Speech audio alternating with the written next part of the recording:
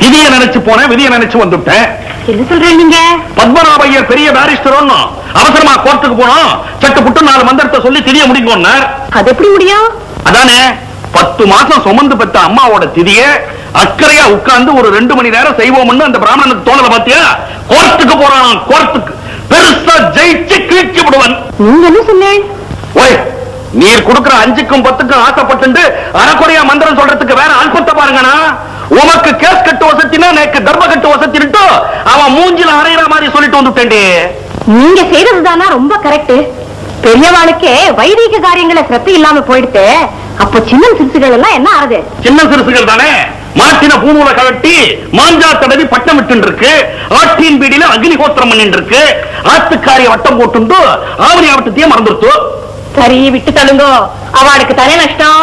அவளுக்கு நஷ்டம். அவ ஆத்துக்கு போயிட்டு வரச்சே என் சைக்கிள் பஞ்சர் ஆயிடுத்து, அதுதான் அடி எனக்கு கஷ்டம். என்ன கிருஷ்ணா ராமான்னு இருக்கிறவாளுக்கு ஒரு குறையும் வராதுன்னா. ஆனா காமாட்சி, நேக்குதான் ஒரு சின்ன இது. என்னது? ஒண்ணு இல்ல, நீ நேக்கு வாக்கப்பட்ட நாள்ல இருந்தே ஒரு டிராமா சினிமான்னு உன்னை வெளியே அழைச்சிட்டு போனதே இல்ல. தேமேன்னு ஆத்திலேயே அடைஞ்சு கிடக்குற. பாவம், ஆத்தோட இருக்கிறவதான்னா ஆத்துக்காரி. ஆம்படியா வெளியே போறானேன்னு தானும் கூட வரையும் அடம் பண்ணலாமோ? ரயிலும் தண்டவாளமும் ஒன்னா இருந்தாலும் ரயில் ஓடுறதேன்னு தண்டவாளமும் ஓட ஆரம்பிச்சுட்டா என்ன ஆறுது? நாடியாச்சு, 4 இடத்துல காரியம் வச்சுட்டு இருக்கேன், நீங்க புறப்படுங்க. 4 இடம் என்னடியே? 40 இடமா தான் இருக்கட்டுமே. நேருக்கு தோப்பனார வாங்கி கொடுத்த வாங்கின இருக்க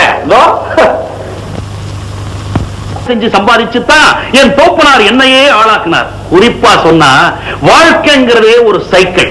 முன் சக்கரம் புருஷன், பின் சக்கரம் பொண்டாட்டி. பின் சக்கரம் சுத்தினாத்தான் முன் சக்கரமே சுத்தும். தாம்பத்திய உறவுங்கிறது தான் அந்த செயின். அது தளர்ந்து போச்சுன்னா கழண்டு போயிடும். 2 பெடலும் தான் இன்பம் துன்பம். இது மாறி மாறி மேலையும் கீழையும் வந்துட்டே இருக்கும். 2 கைப்பிடி இருக்க, ஒன்னு நேர்மை, இன்னொன்னு நீதி.